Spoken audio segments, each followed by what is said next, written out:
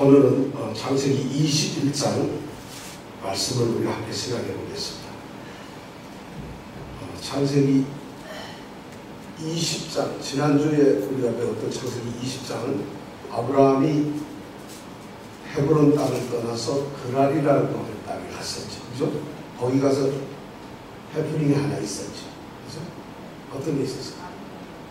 네, 89세 먹은 아내가 아비멜렉한테 문제를 일으켰잖아요. 그게 20장이었어요. 그랄이라는 땅에 간다. 그럼 19장에는 뭐가 있었어요? 19장. 이건 겨우 전 얘기예요. 19장에 뭐였어요? 소돔 고모라 성이 멸망을 했어요. 19장에는. 그러니까 우리가 이렇게 지금 아브라함에 대해서 우리가 생각하고 있는데 아브라함의 이야기는 12장부터 나와요. 그러니까 12장부터 지금 21장까지 왔다면 꼭 10장을 한 건데 그 10장 가운데 아브라함의 우리가 행사를 기억을 해야 됩니다. 왜냐하면 아브라함이 뭘 했다가 중요한 게 아니라 아브라함이 한 일을 통해서 그의 믿음이 어땠는가, 하나님께서는 그에게 어떤 일을 했는가, 그렇다면 그것이 나와 어떤 관계가 있을까 하는 것을 우리가 생각을 해야 되거든요. 아니, 아브라함이 사라하고 살았다는 게 뭐가 중요하겠어요? 그거 모르면 이름이 사라인지 접시인지 대접인지 그게 뭐 중요하겠어요? 그렇지 않아요. 없어요. 그래도 우리가 사라하고 살다가 사라하고 살면서 무슨 일이 있었나, 깨지지는 않았는가, 이런 것이 중요한 게 아니라 그 일을 통해서 하나님이 무슨 일을 했을까 하는 것을 우리가 생각하거든요. 근데 오늘은 드디어 바로 아브라함과 사라의 이 일생에서 가장 아주 정말 중요한 일이 오늘 일어나고 있어요. 21장에서. 21장에 무슨 일이 일어났을까요? 설교 제목을 다 같이 읽어볼까요? 시작. 어떻게 약속의 아들 이삭이 죽었다? 네, 태어났다. 자, 21장 1절부터 7절 말씀을 우리가 다 같이 함께 1절부터 7절까지 같이 한번 읽어보겠습니다. 여호와께서 그 말씀대로 사라를 권고하셨고 여호와께서 그 말씀대로 사라에게 행하셨으므로 사라가 잉태하고 하나님의 말씀 기한에 비쳐 늙은 아브라함에게 아들을 낳으니 아브라함이 그 낳은 아들 곧 사라가 자기에게 낳은 아들을 이름하여 이삭이라 하였고 그 아들 이삭이 난 지 8일 만에 그가 하나님의 명대로 할례를 행하였더라. 아브라함이 그 아들 이삭을 낳을 때에 100세라. 사라가 가로되 하나님이 나로 웃게 하시니 듣는 자가 다 나와 함께 웃으리로다. 또 가로되 사라가 자식들을 젖먹이겠다고 누가 아브라함에게 말하였으리오마는 아브라함 노경에 내가 아들을 낳았도다. 자, 아들을 오늘 낳았는데 할례를 하고 며칠 만에 할례를 했을까요? 8일 만에. 예, 할례는 8일 만에 하는 겁니다. 이것만 알아도 성도들 중에서 반은 먹고 들어갑니다. 할례는 며칠 만에 하는 거다? 네, 8일 만에. 근데 어떤 사람은 7일 만에 이렇게 하면은 8하고 하루 차이니까 뭐 거의 90점 될 것 같지만 빵점입니다. 자, 그러니까 할례는 며칠 만에? 8일 만에 하는 거다. 그럼 아브라함이 아들을 낳았는데 이름을 이삭이라 지었는데 몇 살에 아들을 낳았다? 100세. 요거를 우리가 기억하면 오늘 성경 말씀 굉장히 많이 알았습니다. 창세기 12장에서 하나님께서 아브라함을 부르셨죠. 그래서 창세기 12장에서 너는 내가 내게 지시할 땅으로 가라고 무조건 끌어내셨어요. 그래서 이 갈대아 우르 하란 땅에서 아브라함은 그냥 하나님께 끌려간 거예요. 부르시니까.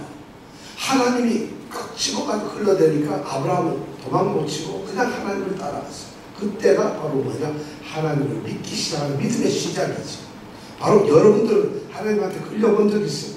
하나님이 윤정아 하고 딱 꼬집어가지고 아이 싫어요 이런 막 끌고 간 적 있어요. 이게 은혜라는 거예요. 아브라함이 그래서 12장에 불려갔어요. 그래가지고 내가 내게 지시할 땅이라는데 그게 약속의 땅이에요. 가나안 땅이에요. 불려가가지고 하나님께서 바로 약속의 땅으로 데리고 들어가셨죠. 그러니까 아브라함에게는 중요한 두 가지 약속을 했는데 내가 내게 줄 땅, 내가 내게 허락한 후손, 자손 이 두 가지 약속을 했는데 땅은 바로 허락이 되었어요. 그 자기 눈으로 보았고 경험도 했고 여러 군데 살아봤어요. 그런데 문제는 그 약속의 땅인 가나안에서 하나님이 원하시는 나라를 만들어가는 후손들이 태어나야 되는데, 아브라함의 자손이 태어나야 되는데 안 태어난다는 거죠. 그게 75세에 가나안 땅에 들어갔거든요. 근데 아직까지 태어나질 않아요. 근데 하나님께서는 참, 제가 보기에도 하나님이 좀 심한 것 같은데 12장 2절에서부터 보면 내가 너로 큰 민족을 이루게 해주겠다 하는 약속을 합니다. 큰 민족을 이루려면 첫째 뭐가 있어요? 아들이 뭐가 하나 있어야지 큰 민족이 되든 뭐가 되든 할 거 아니에요. 근데 내가 너로 큰 민족을 이루게 해주겠다. 그리고 내 입을 창대케 해주겠다. 뭐 이렇게 막 축복을 했는데 아브라함에게는 땅과 아들의 축복이, 민족의 축복이 있으니까 기쁨으로 가죠. 그러고 나서 하나님은 아무런 말씀도 없다가 13장 16절에 보면 내가 내 자손으로 땅에 티끌 같게 하리니 사람이 땅에 티끌을 능히 셀 수 있을진데 내 자손도 세리라. 땅에 티끌처럼 자손을 만들어줄 텐데 그 티끌을 만약 누가 셀 수 있다면 너의 자손도 똑같이 셀 수 있을 것이다 하는 말씀을 해요. 이게 뭐 언제 얘기를 했느냐? 13장에서 얘기를 했어요. 아브라함과 롯이 너무 재산이 많다 보니까 분가를 하고 난 직후에 하나님이 아브라함에게 그 약속을 해주셨어요. 13장에서. 그리고 다시 15장에 가면 하나님께서는 아브라함에게 자손에 또 약속을 합니다. 내 몸에서 날짜가 내 후사가 되느냐? 하늘을 우러러 물가를 바라보라. 셀 수 있나 보라. 내 자손이 이 같으리라. 이것이 15장 4절 5절에 있는 말씀. 이건 언제냐면 소돔성에 북방 5개국이 쳐들어와서 완전히 소돔성에 살고 있는 우리 롯을 붙잡아갖고 난 다음에 그걸 다 쫓아가서 이기고 찾아온 그 직후에 하나님이 나타나셔서 자손에 대한 그런 축복을 하셨어요. 그리고 다시 17장에 가면은 어떤 데 가면 하나님께서 하가를 통해서 이스마엘을 낳게 하고 그 이스마엘과 아브라함이 할례를 받은 직후에 하나님이 다시 약속을 합니다. 내 안에 사라가 정년되게 아들을 낳으리니 너는 그 이름을 이삭이라. 내가 그와 내 언약을 세우겠다 하고 17장에서 다시 또 약속을 두 번씩에 걸쳐서 합니다. 그리고 다시 18장에 넘어가면은 하나님께서 18장에는 소돔성을 멸망하기 시키기 위해서 천사 둘과 함께 이제 아브라함을 방문하죠. 아브라함이 거하게 대접을 했죠. 그때 대접을 한 게 뭐 뭔지 알죠? 대접을 했어요. 그때 하나님께서 아브라함에게 뭐라 했냐면 기한이 이를 때 내가 정녕 내게로 돌아오겠다. 다시 말해서 내년에 내가 너에게 돌아올 텐데 내 안에 사라에게 아들이 있을 것이다. 아들이 있을 것이다. 이 말씀을 소돔성을 멸망시키는 바로 그날에 하셨다는 거지. 그것이 18장. 자, 그렇다면 하나님은 적어도 7, 8번의 약속을 계속하고 있었는데 아들이 안 태어났어요. 그런데 드디어 오늘 22장에 들어와서 1절에서 2절에 태어났어요. 1절, 2절이 바로 아브라함과 사라의 아들 이삭이 태어나는 장면이에요. 자, 아브라함의 입장에서 보면은 정말 길고 긴 시간을 기다렸어요. 75세의 부름을 받고 가나안 땅에 들어가서 장마치 25년 동안 백성이니까 25년 동안을 두려움과 조바심과 뭐 기다림 또 어쩌면 체념 그 모든 것이 가면서 굳게 믿으면서 지나갔어요. 100세가 된 이 마당에 오늘 21절에 보면 아들을 얻었다.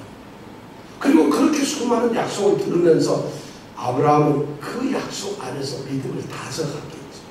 그래서 아들을 얻었어요. 자, 아브라함은 뭐 믿음이 조금 좋으니까 그런데 아브라함의 아내 사라는 믿음이 좋았을까요? 어땠어요? 사라도 아마 믿음이 만만치 않았을 것 같아요. 사라의 입장에서 한번 보자. 어느 날 남편이 여보 우리 여기 사는 동네 고향을 떠나야 되겠어. 어디로 가는 줄 알아? 몰라. 하나님이 어디로 오래. 좀 가면 돼. 여러분 가정주부가 말이에요. 멀쩡히 소도 잘 키우고 양도 잘 키우는데 떠나야 된다고요. 그럼 사라 입장에서 그냥 따라가는 거예요. 어디로 가는지도 모르고 아브라함은 하나님과 이 교류를 하고 교제를 하시니까 사라는 뭣도 모르고 남편이 따라가자니까 따라가요. 모든 것을 내려놓고 갑니다. 그런데 가면서 가나안 땅에 들어가면서 아브라함에게 하나님이 하셨던 그 약속을 아브라함으로부터 들었을 거예요. 이제 아들이 우리 민족이 창대케 된대. 그리고 내게 아들을 준대.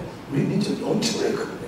사람은 그 얘기를 듣고 나서 속으로 가면서 내가 나이 아브라함이 75세면 말이죠. 사라는 몇 살? 65세.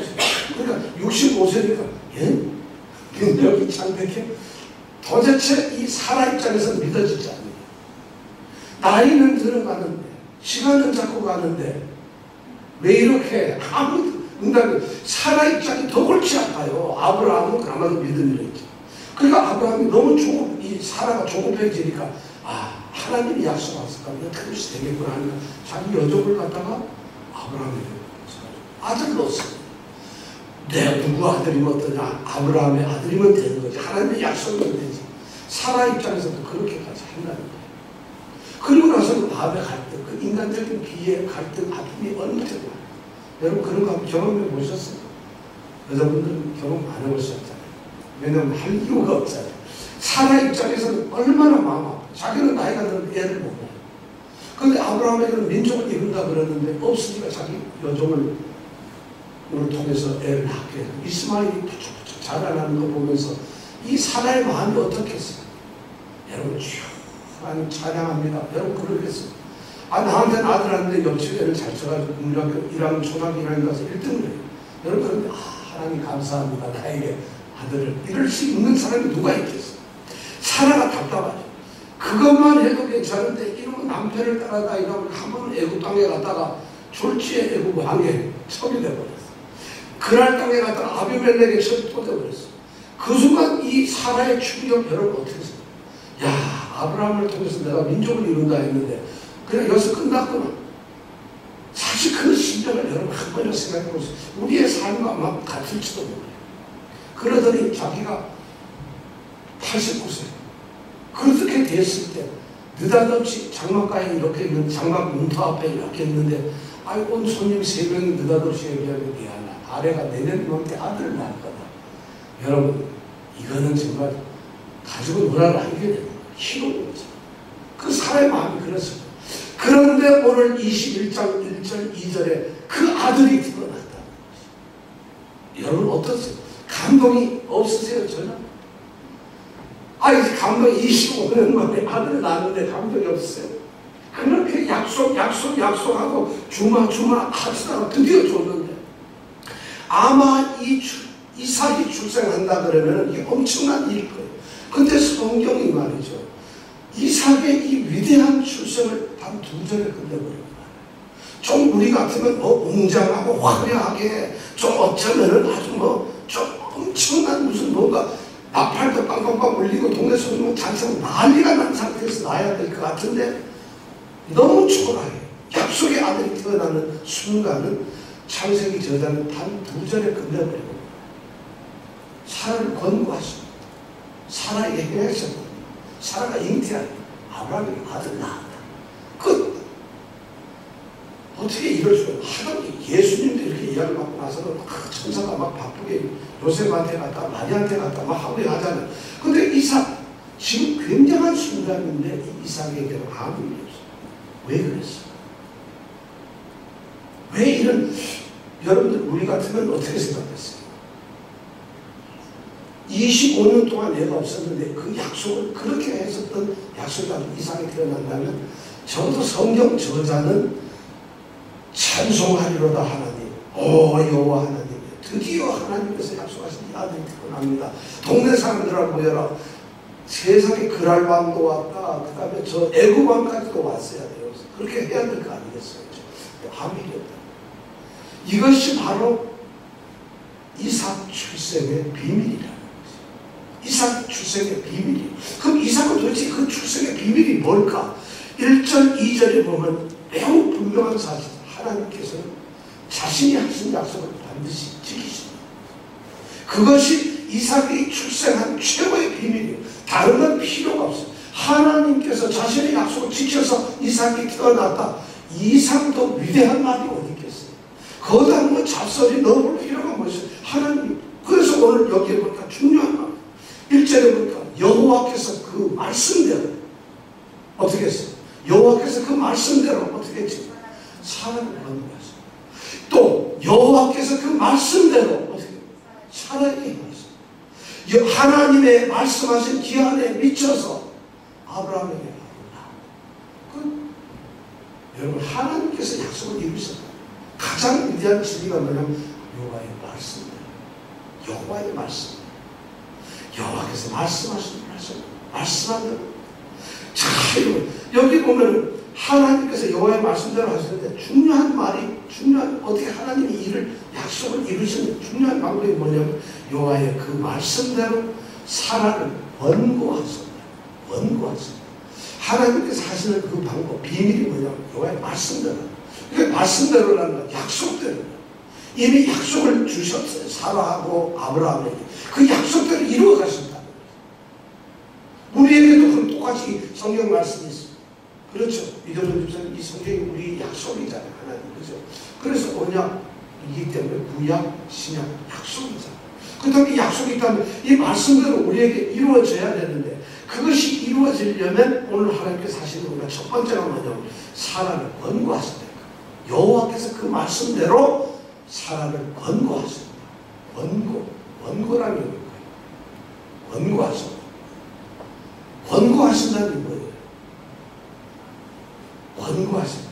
이 권고하셨다는 말은 히브리어로 파카드라고 하는 말인데 파카드라는 말은 방문했다. 정한 의미를 그러니까 하나님께서 어떻게 사라에게 어떻게 방문하신다. 찾아왔다는 거예요. 권고하셨다면 방문했다. 또 조금만 따르면 돌아보셨다. 하나님이 보셨다는 얘기. 하나님이 말씀대로 약속을 이루는 첫 번째 하나님이 하시는 일이 뭐냐면 하나님은 약속의 대상인 하나님의 자녀를 바라보신다. 여러분 지금 우리 2초만 눈을 감고 하나님이 지금 나를 바라보신다. 잠깐 한번 생각해 보겠습니다. 시작. 바라보세요. 자, 2초만입니다. 다시 시작. 네, 됐습니다. 아니 하나님이 바라보신 게 아니라 내가 하나님 바라보는 것 같은데 혹시 여러분 하나님이 사람을 그 약속하신 말도 계속 바라보셨다. 찾아보셨다. 축복을 받는 자들의 첫 번은 하나님과의 관계에서 하나님을 바라보시고 찾아오세요. 여기서 동행이 있잖아요. 같이. 그 다음에 두 번째 축복이 뭐냐면 바로 행하신다. 여호와께서 그 말씀대로 사라에게 행하셨습니다. 하나님께서 말씀대로 돌아보시고는 자신이 하신 말씀이 있으니까 그 말씀을 어떻게 행해버리십니다. 딱 두 개 돌아보시고 행하십니다.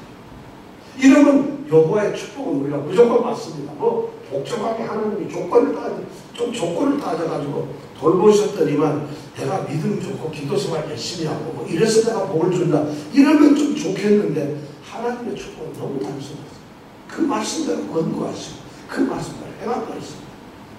언제 행할 것인가? 세 번째 보니까 하나님의 약속하신 그 기한에 미쳐서 그 기간이 이르렀습니다. 하나님이 하신 일은 하나님의 때에 하십니다. 자, 하나님은 약속을 이루기 위해서 첫 번째 권고하시고 두 번째 말씀대로 행하시고 세 번째는 하나님의 때에 행하시다. 이것이 하나님의 축복을 받는 우리의 비결이라는 거예요. 너무 간단하잖아요. 여러분. 복잡한 거 있습니까? 자, 그러면 우리 약속의 하나님 여호와께서 우리 모든 성도님들께 약속을 하셨는데 그 약속 여러분 다 응답을 받으셨죠? 아직 때가 안 됐나요? 하시기는 하신 것 같은데 지금 중요한 사실이 이 이삭이 태어나는 이 사실은 아브라함과 사라의 이 부부에게 하나님께서는 단순하게 말씀하셨어요. 그것이 끝이 아니에요. 이삭의 출생에는 더 다른 것이 없다. 이것이 유일한 비밀이라는 것이죠.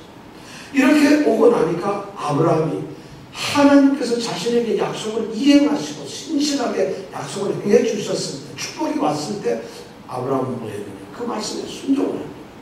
여호와의 말씀대로 순종을 합니다. 오늘 보니까 야 이거 참 아브라함이 태어난 3절하고 4절에 보면은 아브라함이 이삭을 얻게 되니까 3절에 보니까 아브라함이 그 낳은 아들 그 낳은 아들 그 다음에 보면 사라가 자기에게 낳은 아들이 4절에 보면 그 아들 이삭 굉장히 이삭에 대해서 아주 독특하게 그냥 단순하게 이삭 그러지 않아요.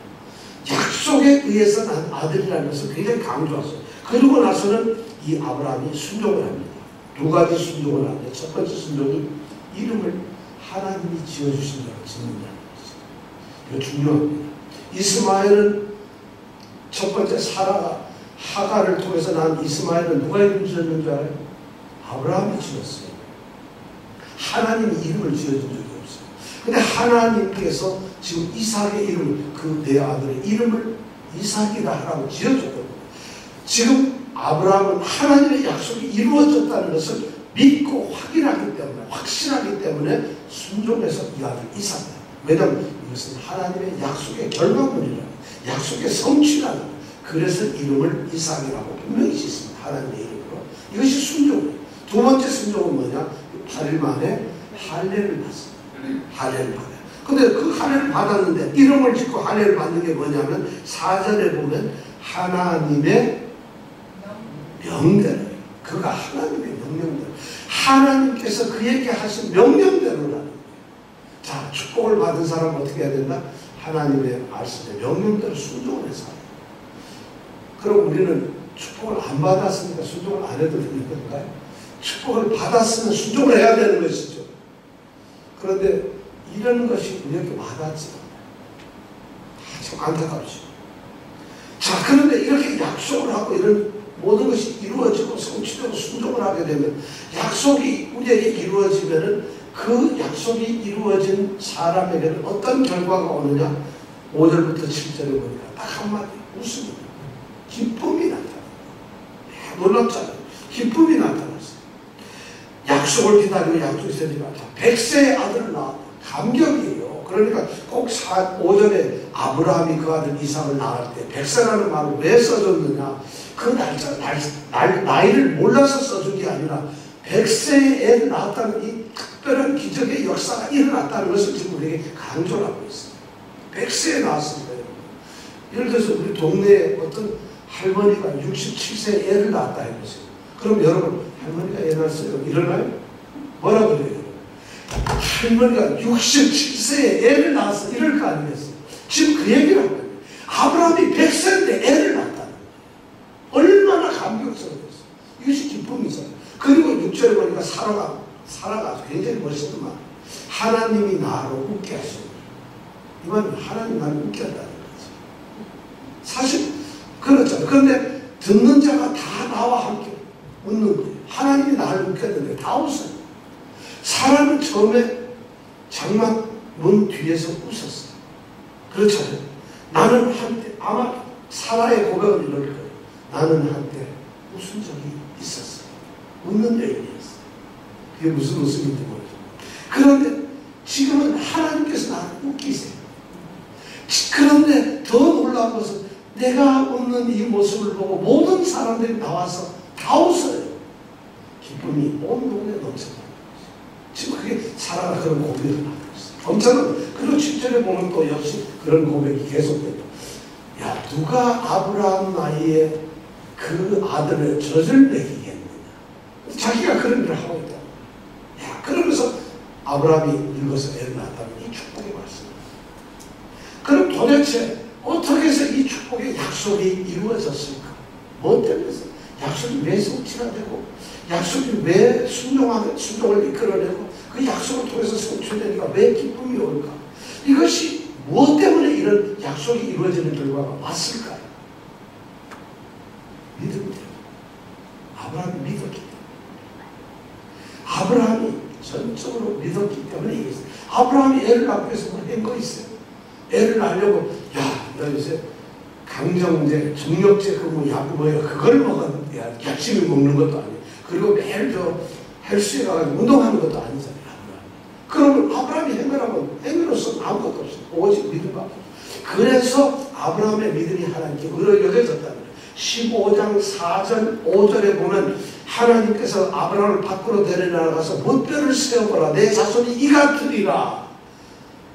이렇게 말씀을 하니까 그게 4절 5절의 말씀. 그게 6절에 딱 가니까 아브라함이 여호와를 믿으니 여호와께서 이를 그에게 의로 여기시다. 15장 6절이 그거예요. 15장 4절 5절에 못 별처럼 세워봐라. 이게 내 후손이다 하니까 6절 닦아서 아브라함이 믿었다. 그럼 자식뿐만 아니라 모든 것을 다 믿을 수가 있어요. 아브라함 정말 대단합니다. 바울 사도는 이 장면을 아주 멋있게 기록을 하고 있어요. 자, 우리 신약 244페이지 한번 펴볼까요? 244페이지. 신약 성경 244페이지. 왜냐면 페이지를 해야 더 잘 찾아요. 여기 뭐 어디 로마서 4장 찾자 그러면 어디 있는가 혼자 헤매잖아요. 근데 244페이지 찾자 그러면 금방 찾죠. 신약에. 자, 244페이지를 한번 찾아보면 도대체 바울 사도는 이 사실을 어떻게 기록을 하고 있을까요? 244페이지 로마서 4장 18절에서 22절까지 제가 읽어볼 테니 여러분 들어보세요. 아브라함이 바랄 수 없는 중에 바라고 믿었으니 이는 내 후손이 이 같으리라 하신 말씀대로 많은 민족의 조상이 되게 하려 하시는 이람이라. 그가 아브라함이 100세나 되어 자기 몸에 죽은 것 같은, 자기 몸은 죽은 것과 똑같다는 것이죠. 사라의 태가 죽은 것 같은 것을 알고도 믿음이 약하여지지 아니하고, 믿음이 약해지지 않아요. 이거 얘기 거짓말이다. 이런 믿음이 약하여지지 아니하고. 자, 20절에 가보면 믿음이 없어서 하나님의 약속을 의심치 않고 오히려 믿음에 견고하여져서 하나님께 뭘 돌렸어요? 영광을 돌리며 21절 다 같이 시작. 약속하신 그 말씀, 그 아들을 주겠다는 그것을 또한 하나님은 능히 반드시 이루실 거라는 것을 어떻게 확신을 하죠. 확신. 이것이 바로 오늘 쓰여 있는 말씀. 그러니까 22절에 보면 뭐라고 했어요? 그러므로 이것을 이렇게 확신하고 믿는 걸 갖다가 아브라함에게 뭐로 여기셨다? 의로 여기셨다. 자, 바울 사도가 지금 이 말씀을 그대로 인용을 하고 있죠. 그죠? 바랄 수 없는 중에 바라서 믿었어요. 왜냐하면 하나님께서 내가 너로 큰 민족을 이루고 내가 너로 큰 민족의 조상이 되게 하겠다. 약속을 바랄 수가 없는데 믿었어요. 그런데 실제 상황은 뭐냐? 그가 백성하며 자기 몸에 죽은 것 같은 사라의 태가 죽은 것 같은 걸 알고도 믿음이 약하였어요. 그런 믿음이 없어가지고 이게 거짓말이다 해서 그러지도 않았어요. 오히려 믿음이 견고해서 하나님 감사합니다. 영광을 돌렸다. 그리고 이건 하나님 반드시 이룰 거라는 걸 확신을 했다. 그랬더니 하나님이 이것을 뭐라 여겼다? 의로 여겼다. 그럼 의로 여겼다면 여러분 아브라함의 이 얘기는 우리에게 도대체 무슨 의미가 있어요? 그 다음에 의미가 바로 23절부터 25절에 나옵니다. 자, 23절에서 5절 같이 한번 읽어보겠습니다. 시작. 다시 읽겠습니다. 안 읽은 것 같아요. 시작. 저에게 의로 여기셨다 기록된 것은 아브라함만 위한 것이 아니요. 자, 아브라함에게 의로 여기셨다 이렇게 기록을 해놓은 것은 아브라함 그 사람한테만 해당되는 게 아니라는 거예요. 의로 여기신 게 아브라함 때문에 그걸 기록한 게 아니라 24절에 보면 의로 여기심을 받을 누구를 위한? 우리도 위한. 우리가 누구겠어요? 우리가 여기 있는 분들 우리예요. 우리도 의로 여기는 사람이에요. 의로 여기심을 받을 우리도 위함이니 그럼 우리는 누구예요? 그 다음에 설명을 해서 곧 예수 우리 주를 죽은 자 가운데서 살리시니. 자, 우리 주이신 예수를 죽은 자 가운데서 살리신 이가 누구겠어요? 바로 하나님입니다. 우리 주님이신 예수를 죽은 자에서 가운데서 살려주신 그분이 누구라고요? 하나님을 믿는 자. 바로 그게 우리는. 그럼 우리를 의로 여기시는 게 누구라고요? 하나님이에요. 그런데 아브라함에게 그 믿음을 의로 여기셨는데 아브라함이 아니라 이제는 누구에게? 바로 우리에게. 의로 여기심을 받은 우리라고. 우리를 의로 여기심을 받은. 그리고 믿은 사람. 그런데 왜 그러냐? 예수가 25절에 보니까 예수는 우리가 죄를 졌어. 범죄함을 위해서 십자가에 내어줌이 되었어. 그렇지만 우리를 의롭다 하심을 얻게 하기 위해서 주님께서 부활하셔서 살아났어. 바로 이런 얘기를 아브라함은 이야기를 통해서 바울은 우리에게 이야기해 주고 있어요. 우리에게도 이런 믿음이 똑같이 적용이 될 수 있어요. 아브라함에게 이루어졌다면 우리에게도 이루어진다는 거죠. 지금 바울은 그런 설명을 받아 로마 교회 성도들이 하고 있어요. 너희들 아브라함 잘 알지 않느냐? 아브라함이 이랬었잖아요. 아브라함한테 도대체 뭘 받느냐? 4장 1절에 보면 그런즉 육신으로 우리 조상된 아브라함이 뭘 얻었느냐? 아브라함한테 뭐가 있었느냐? 이러면서 질문을 4장에 던집니다. 아브라함이 행위로서 만약에 그렇게 의롭다 하심을 얻었으면 자랑할 것이 얼마나 많아요. 자기가 뭘 했던 내가 의로 여겨졌다면 자랑할 게 얼마나 있겠어요. 4장 2절에 보면 바로 그러나 하나님 앞에서 없다는 거예요. 왜? 하나님께서는 행한 것이 하나도 없고 믿음으로 되었기 때문에. 그래서 우리에게는 믿음이 절대로 없다. 아브라함의 이 축복을 받으면서 우리에게도 이 축복이 있기를 정말 원합니다. 그럼 애를 낳는다니까 이삭은? 아멘 하면? 그게 아니죠. 여러분들이 간절히 소원하는 하나님의 약속이 있을 거예요. 그것이 믿음으로 이루어지기를 원합니다. 정말 이 말씀을 읽어도 만약 이게 안 느껴진다면 성경을 부정하게 되는 거죠. 이렇게 됐어요. 이렇게 애를 낳고 나니까 그 다음에 8절부터 13절까지 가면은 대잔치가 벌어집니다.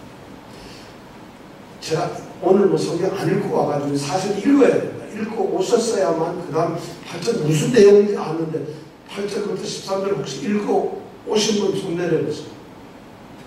다 읽고 오셨구나. 다행이네. 정말 그만 나요. 안 읽고 오면은 여기 가서 가만히 있으면 뭔 얘기인지도 몰라요. 가뜩이나 모르는 데다가 되잖아요. 조금만 읽어보고 스토리를 알면은 이야기를 좀 알면은 훨씬 이해가 돼요. 젖을 뗄 때가 됐어요. 유대인들은 한 3살 정도 되면 젖을 뗍니다. 한 3살쯤 돼서 잔치를 벌여요. 큰 잔치를 벌여요. 우리로 말하면 100일 잔치나 돌잔치 정도 됩니다.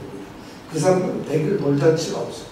우리는 좀 성질이 급해가지고 100일만 살면 다 살았다 생각하죠. 그냥 잔치를 하는데 이 사람들은 젖을 뗄 때까지 3살이나 돼야지 잔치를 벌여요. 그러니까 이유 대환영식 뭐 이런 건가요? 그래서 잔치를 벌였어요. 그래가지고 엄청난 잔치를 벌였는데 문제가 하나 생겼어요. 잔치가 되면 이 잔치의 주인공은 누구였어요? 이삭이잖아요. 그럼 이삭이 우리로 말하면 색동옷을 입었거나 아니면 좋은 옷을 차려입고 실도 놓고 책도 놓고 돈도 놓고 어느 거 집을래 뭐 이런 거 했을 거 아니겠어요? 그 모든 스포라이트이 전부 다 이삭한테 가는데 그 이삭을 바라보는 마음 아픈 사람이 하나 있어요. 누구겠어요? 이스마엘이 마음이 아파요. 그러니까 성경에 오늘 말씀에 보면은 9절에 보면 사라가 본즉 아브라함의 아들 애굽 여인 하갈의 소생이 이름도 얘기를 안 해요. 아브라함의 아들 애굽 여인 하갈의 소생이 이삭을 어떻게 했다는 거예요? 희롱했어요. 아마 지금 이스마엘은 몇 살인 줄 알아요? 적어도 15살에서 한 17살 됐어요. 왜냐하면 태어날 때가 13살이었으니까 한 3년이면 15, 6세나 6세 됐겠죠? 그런데 자기는 지금 13년 동안 아들로서 환영을 받았는데 느닷없이 아들이 태어나고 잔치가 전부 열려지는데 온 시선이 포커스가 그쪽으로 맞춰졌죠. 그러니까 이스마엘의 이 비애는 이거는 정말 당해보지 않는 사람은 몰라요. 왜냐하면 맏아들만 최고라 그러니까 둘째는 얼마나 짜증나요. 아들만 최고 딸 3명 있어서 나는 별것도 없는 거예요. 아들만 최고라 그러는 거 아니겠어요. 이병택 집사님이나 오은근 집사님들은 그런 것도 없어. 뭐 10명, 8명 이런데 누가 뭐 중요한 게 어디서 다 중요하고 다 안 중요하고 그런 거잖아요. 지금 이스마엘 입장에서는 자기가 13년, 15년 동안 독차지했던 아버지의 사랑을 이삭이라고 하는 이 젖먹이기 때문에 다 뺐던 거예요. 그러니까 여기서 희롱했다는 게 핍박을 했다는 거예요. 뭐 어떤 학자들은 핍박이 아니고 그냥 같이 웃고 놀았다는데 그건 좀 말이 안 됩니다. 핍박을 했어요. 그런데 그걸 누가 봤느냐? 9절에 보니까 사라가. 야, 이 엄마는 그렇잖아요. 우리 아들이 기뻐하고 계속 지켜보고 있는데 딱 보는데 글쎄 이스마엘이 아들 이삭을 갖다가 핍박을 구박을 하는 아마 머리를 쓱 뒤로 와서 허벅지 꼬집었거나 꿀밤을 줬거나 아니면 발길로 톡 쳤거나 뭔가 했을 거예요. 박해를 했을 거예요. 핍박을. 그런 걸 사라가 보니까 사라가 흥분했어요. 그래서 10절에 나와서 사라가 뭐라고 하는지 알아요? 10절 같이 읽어볼까요? 시작. 그가 아브라함에게 이르되 이 여종과 그 아들을 내어주시라. 이 종의 아들은 내 아들 이삭과 함께 기록을 얻어주시다니라. 예, 이 여종, 그 아들 이름을 절대 안 불러요. 이 사라가 독합니다. 이스마엘이라는 이름 한번 불러주만 한데 이 여종, 그 아들을 내쫓아라. 왜냐? 당신이 넘겨줘야 될 그 유산이나 상속이나 모든 유업을 같이 나눌 수가 없다는 거예요. 놀려서가 아니에요. 놀리고 핍박하고 장난했기 때문에 그게 싫으니까 내쫓으라가 아니에요. 지금 사라가 보고 있는 것은 눈앞에 있는 걸 보는 것이 아니라 어느 날 하나님의 약속을 보고 있는 거예요. 지금 하나님께서 약속한 이 하나님의 약속의 아들이 가질 수 있는 그 축복의 약속을 얘하고 같이 나눌 수 없다. 이건 이삭에게만 준 약속이니까 너는 내쫓아. 놀렸으니까 우리 같으면 지가 때려서 쫓아내 이럴 거예요. 우리는 사람은 정말 믿음이 대단한 사람. 벌써 다른 걸 보고 있는 거예요. 그렇게 하니까 13절에 보면은 12절에 그러면 1절에 보니까 아브라함이 그 아들을 위하여 그 일이 깊이 근심이 되었어요. 아브라함이 제일 골치 아픈 게 그거예요. 그 둘이 사라하고 하갈이 좀 사이좋게 놀고 이스마엘이 이삭하고 사이좋게 놀면 아브라함은 얼마나 기분 좋겠어요. 오늘은 내가 사라 당신하고 좀 얘기 좀 하겠어. 오늘은 하갈 너하고 좀 얘기하겠어. 이러면 좋은데 둘이 싸우고 둘이 이러니까 골치 아프니까 지금 11절에 보니까 아브라함이 그 아들 때문에 이스마엘 때문에 너무 근심이 돼. 사라가 하면 내가 쫓아라. 15년 넘게 지금 아들로 키웠는데 내 아들인데 이걸 내어 쫓으라. 이러니 이게 사실은 자식 가진 부모가 할 일이 아니잖아. 아브라함에는 싫어한다. 그러니까 아브라함이 고민을 해요. 그래서 11절에 막 고민하는데 하나님은 그 고민을 해결해 주시려고 12절에 보면 하나님이 나타났어요. 그래서 하나님 우리가 여러분 고민하면은 반드시 나타난다는 거예요. 이것이 성경이 우리에게 주는 거예요. 고민하고 있는데 그냥 고민하다가 병이 나가지고 시름시름 앓다 죽었다 이러면 골치 아픈데 그게 아니잖아요. 아브라함이 근심하고 걱정하니까 하나님이 12절에 보면 딱 나타나가지고 하나님이 아브라함에게 이르시되 내 아이나 여종을 위하여 근심치 말고 근심하지 말고 사라가 내게 이런 말을 다 들어라. 사라가 한 말대로 하라는 거예요. 왜냐하면 하나님은 이삭에게 했던 뭐가 있어요? 약속이 있잖아요. 그러니까 하나님은 언제는 뭐 이렇게 아들 줘놓고 나서 그 약속을 하나님은 정말 대단해. 약속을 어기지 마. 그대로 해라. 그대로 하라. 그러면서 그 다음에 이삭에게서 나는 자라야 내 씨라 내 씨라 이렇게 말을 하지 않고 내 씨라 친하리라. 이 말이 중요해요. 왜 그런가 하면 그 다음에 보면은 13절에 보면 그러나 여종의 아들도 내 씨니 이렇게. 그럼 여종의 아들도 씨고 이삭도 씨인데 이삭에게는 내 씨라 친하리라. 근데 이스마엘 이 하갈의 아들에는 뭐라고? 내 씨다 이렇게만 얘기해요. 그럼 내 씨다 이게 중요하겠어. 내 씨라 친하리라 이게 중요하겠어. 에이 뭐 답을 아는 것처럼 그렇게 하지 마세요. 이 친하리라고 내 씨라 친하리라 이런 말은 뭐냐면 이삭뿐만 아니라 약속의 그 모든 후손을 얘기할 때 너희들은 다 후손이라 이렇게 후손이라 부름을 받게 될 것이다. 굉장한 말이 이 속에 들어있어요. 그러니까 이삭 하나만 놓고 하는 게 아니라 이삭을 통한 모든 그 후손, 그 이삭의 후손이 여러분들은 되나요 안 되나요? 바로 우리잖아요. 우리가 그래서 우리는 약속의 자녀들이라는 것을 신하는. 그런데 이스마엘이 뭐예요? 그냥 아브라함이 낳은 그냥 아들일 뿐이에요. 혈육의 육체적인 아들일 뿐이라는 거예요. 이 얘기를 지금 하고 있는 거예요. 그냥 약속의 아들이냐 육체의 아들이냐 엄청난 것이죠. 그런 그 얘기를 지금 배는 이삭만 약속의 아들로서 내 씨라고 칭함을 받게 될 것이다. 자, 이런 말씀을 딱 하시는 거예요. 그러면서 13절에 하여튼 내 씨인데 걔도 내가 민족을 위해서 크게 이루겠다. 이런 약속을 아브라함에게 합니다. 그러니까 아브라함이 근심을 하고 있다가 그 하나님의 말씀을 듣고 나서 용기가 생겼어요. 그래서 14절에 보면 드디어 쫓아내기 시작. 14절에서부터 11절까지 보면 쫓아냅니다. 근데 묘하게도 보면 여기 8절서부터 끝까지 이스마엘이라는 이름을 한 번도 안 불러요. 이 독해요. 이 사라가. 성경 저자도 의도적으로 그 여종과 그 아들, 그 여종의 아들, 그 종의 아들 이러면서 이름을 절대 안 불러요. 이스마엘 이런 이름을 안 불러요. 그러니까 이 이스마엘은 16, 7살이 됐지만 이름 없는 소년이라. 이름 없는 소년이야. 어떻게 보면 아브라함의 씨로 축복을 받았지만 약속의 자녀가 아니니까 이름 없는 자. 이름 없는 자가 된다는 것은 이건 하나님의 관심 받기다. 하나님의 권고, 돌보심이 없다는 거예요. 하나님 약속대로 할 필요가 없어졌다는 거예요. 그러면 여러분 이름으로 불린다는 것이 얼마나 중요한지 알죠? 그러면 우리는 무슨 이름으로 가죠?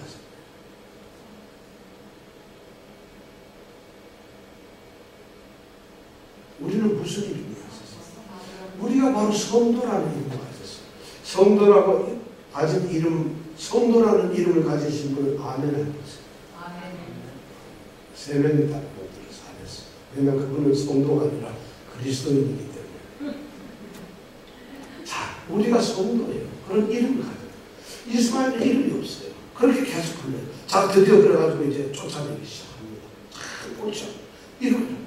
자, 그래서 우리가 성경 여기서 한 단을 더 읽어보겠습니다. 신약 성경 307페이지를 한번 더 읽어보겠습니다. 신약 성경 307페이지. 이것도 또 신약 성경 307페이지는 뭘까요? 성경 뭐죠? 네, 갈라디아서라는 성경이 나오게 됩니다. 307페이지. 4장 22절에서 26절까지의 말씀입니다. 4장 22절에서 26절까지 말씀을 보면 이 내용을 또 역시 갈라디아서에서 이 바울 사도가 또 얘기를 합니다. 22절부터 이렇게 되어 있습니다. 기록된 바 아브라함이 두 아들이 있으니 하나는 계집종에게서 하나는 자유하는 여자에게서 났다 하였으나, 자, 두 아들이 있어요. 누구와 누구죠? 이스마엘과 누구예요? 이삭이죠. 계집종에게서 난 사람은 누구? 이스마엘. 자유하는 여자에게 난 사람은 누구? 이삭이죠. 자, 그럼 23절에 보니까 계집종에게서는 뭐를 따라 났다? 육체를 따라 났다. 왜냐하면 인간적인 욕심과 생각에서 아들을 낳게 하기 위해서 사람의 지혜, 사람의 경험, 사람의 의지를 가지고 하가를 주어서 애를 낳게 된다. 육체를 따라 낳고, 자유하는 여자에게서는 뭘로 말미암았다? 약속으로 말미암았다.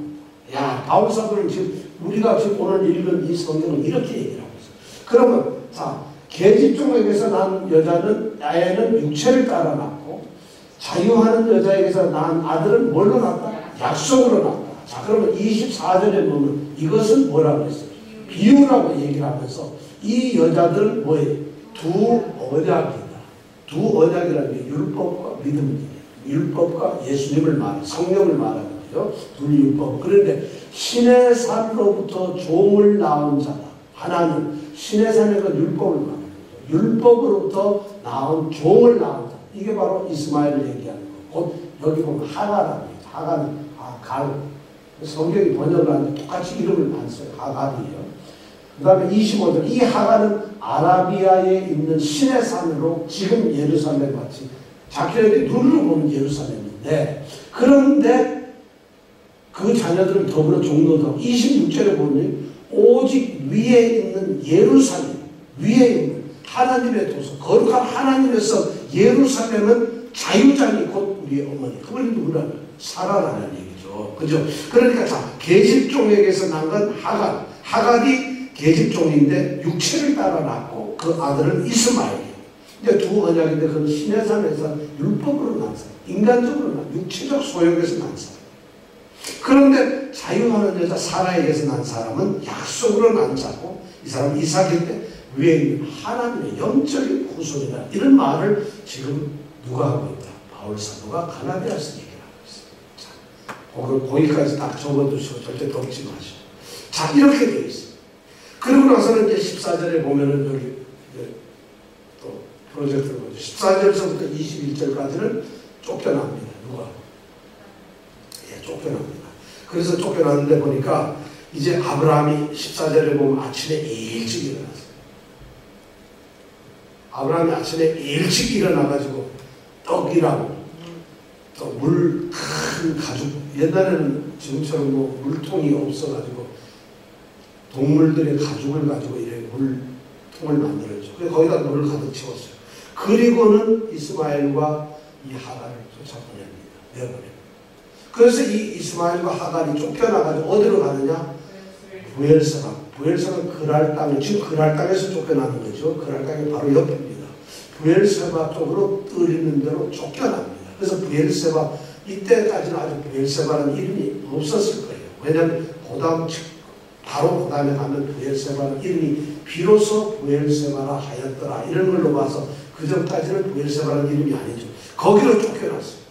그런데 쫓겨나서 심정이, 이 하갈하고 이스마엘 심정이 어떻겠어요? 그걸 갖고 왔는데 여기 광야예요. 여기 말하면 이게 뭐냐면 우리가 말하는 네게브라고, 남방지에 들어가는 네게브.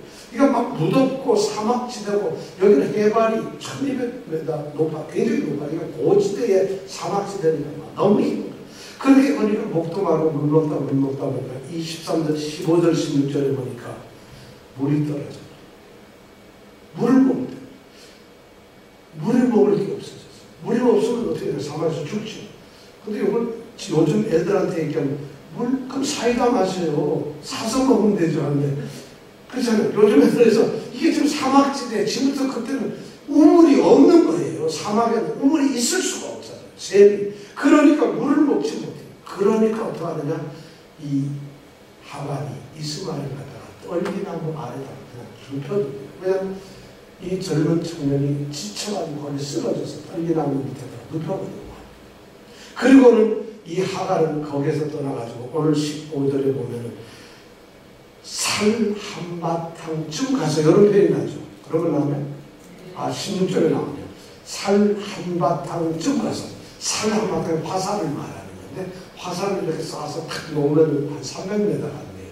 한 300m쯤 떨어져. 아들을 떨기나무 아래다가 그냥 내버려두고 자기는 떠나갔어. 그래서 한 300m 가가지고 거기서 뭐 하느냐? 대성통곡을 하고 있습니다. 왜 울겠어요? 16절에 보니까 대단 가로되 자식의 죽는 것을 참아보지 못합니다. 내가 내 아들 죽는 걸 볼 수가 없다는 거예요. 지금 이 하나님 너무 정말 어쩔 줄 몰라요. 죽는 걸 못 보겠다. 그러면서 막 방성되고 막 통곡하면서 이 하갈이 울고 있어요. 자, 이럴 때는 또 나타나시는 분이 누굴까요? 하나님. 17절에 보면 하나님이 나타나셨어요.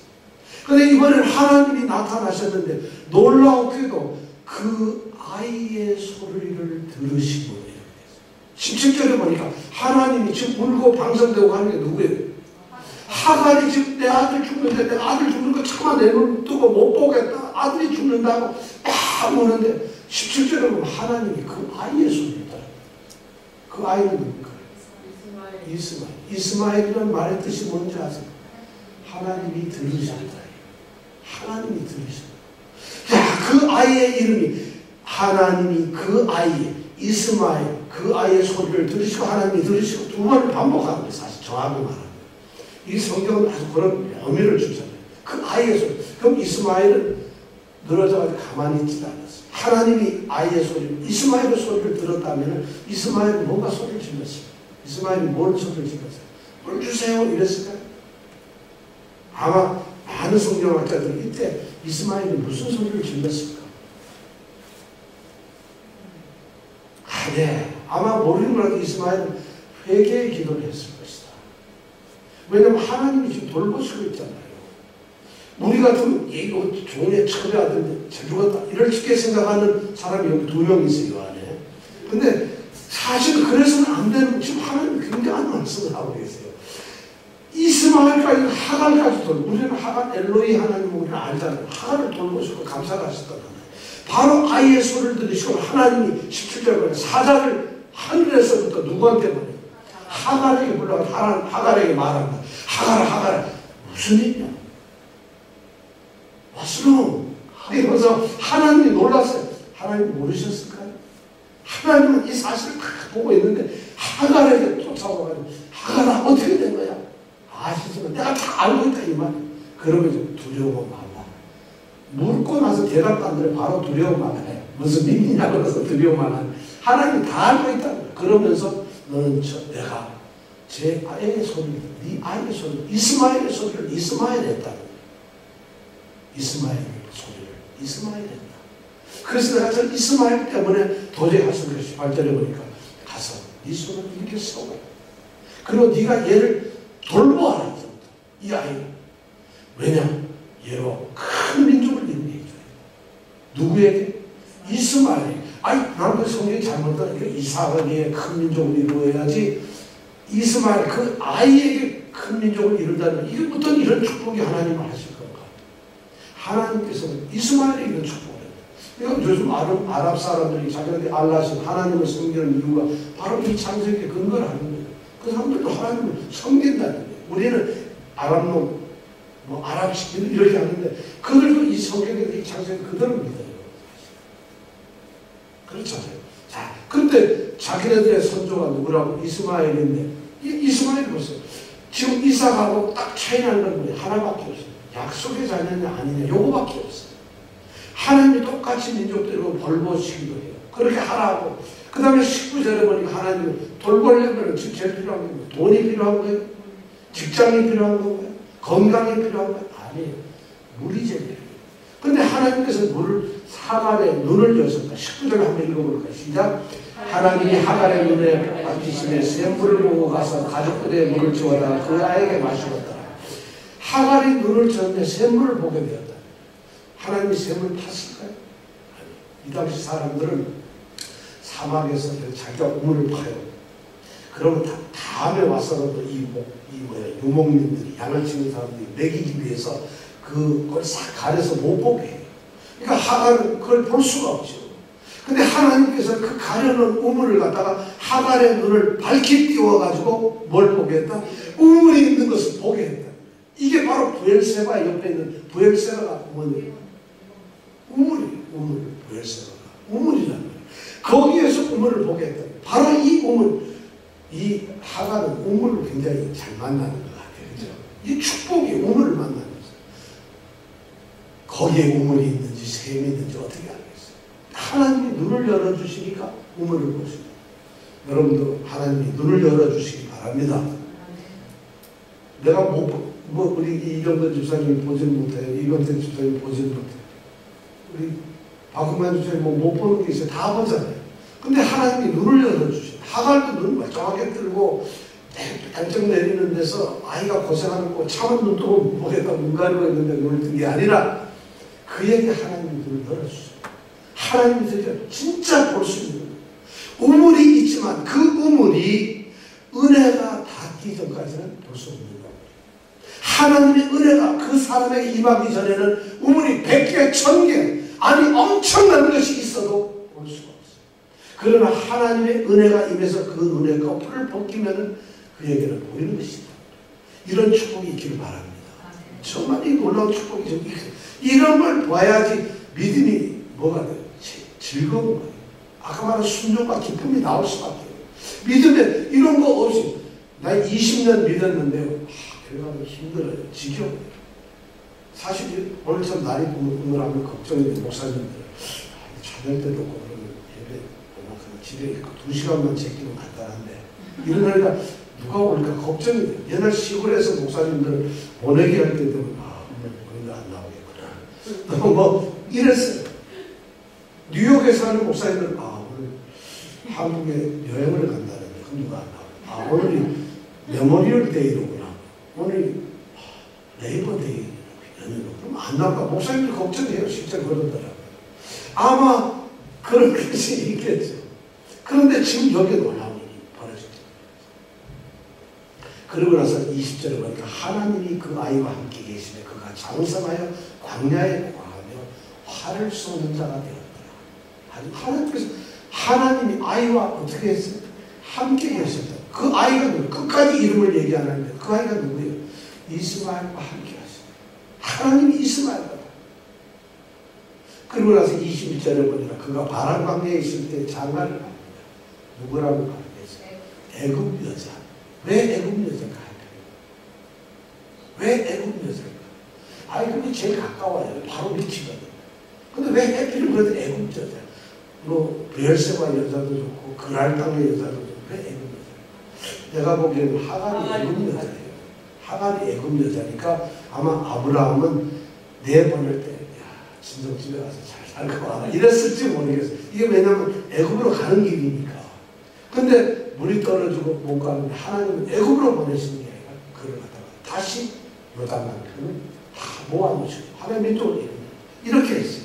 자, 이런 문제를 가지고 또 바울 사도는 우리에게 뭘 어떻게 얘기를 했느냐. 중요한 얘기를 하고 있어요. 자, 아까 갈라디아서 보라고 그랬죠. 312페이지 다시 4장 28절에서 31절 한번 읽어보겠습니다. 갈라디아서 4장 28절에서 28절에 보면 형제들아, 오직 위에 있는 예루살렘은 자유자는 것. 우리 어머니가 아까 얘기했죠. 그러면서 형제들아, 이건 바로 바울 사도가 갈라디아 교인들에게 얘기하는 거예요. 형제들아, 너희는 이삭과 같이 뭐라고요?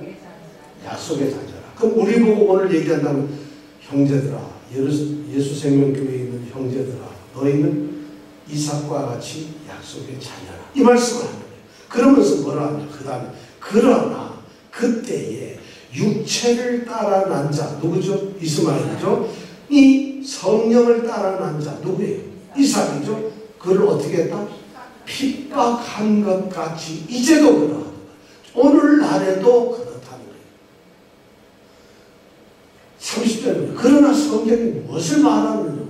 계집종과 그 아들을 내어 쫓으나 계집종의 아들이 자유하는 여자의 아들로 더불어 유업을 얻지 못하리라. 쫓아내라. 왜냐하면 계집종의 여자 아들은 자유하는 여자 아들하고는 유업, 상속을 같이 못 받는 거예요. 그런데 형제들아, 우리는 계집종의 자녀가 아니요 자유하는 여자의 자녀니라. 그럼 우리는 뭐예요? 약속을 받는 자. 우리는 약속을 따라서 유업을 받을 자예요. 그러면서 이 갈라디아서 5장 17절에 가면 뭐라고 하느냐. 우리가 이 세상을 살면서 5장 17절 육체의 소욕은 뭐를 거스르냐. 성령을 거스리고 또 그 다음에 성령의 소욕은 육체를 거스립니다. 우리는 지금 성령과 육체의 싸움 속에 우리가 약속의 자녀가 될 것인가. 내가 지금 예배를 드리러 왔는데 나는 약속의 자녀로 예배를 드리는가, 육체의 자녀로 예배를 드리는가. 여러분 한번 분별해 보세요. 지금 여러분 이 중에서 육체의 자녀로 예배를 드리는 분인가요? 성령의 자녀로 예배를 드리는 거예요? 여러분 예수를 믿는데 육체의 자녀로, 성령의 자녀로, 육체의 자녀로 예배를 드리는 예수를 믿는 사람이 너무 많아요. 그 사람은 이스라엘 나라를 회복하려고. 그런데 성령에서 이 예배를 드리는 사람, 그 사람은 하나님 나라를 세우려고 하는 사람. 달렸잖아요. 그런 것도 마찬가지로 지금 여기 육체의 소욕과 성령의 소욕이 서로 부딪힌다 했어요. 그런데 우리에게는 이 말씀을 왜 안 다가갈까? 저는 여러분들이 오늘 이 바울사도가 한 말씀대로 바로 여러분들이 약속의 자녀라. 우리가 약속의 자녀인데도 아직도 교회에 있으면서 나는 집사예요, 뭐 장로예요, 무슨 목사예요, 이런 데 얽매이지 말라는. 그것이 중요한 게 아니에요. 우리 가장 중요한 것은 교회에 있는 교인, 교적부에 있는 교적부에 기록되어가지고 종교, 교적부에 교인, 세례교인 누구, 집사 누구, 이름 쓰는 게 중요한 게 아니라 우리는 영예사람, 영예자람, 유업을 받는 약속의 자녀가 되는 게 더 중요하다. 지금 이삭이 태어나고 이스마엘이 쫓겨나는 이 사건을 통해서 바울 사도는 그런 것을 우리에게 지금 지시하고 있어요. 가르쳐주고 있어요. 오늘 우리가 정말 약속의 자녀가 됐으면 좋겠습니다. 여러분 약속의 자녀입니까?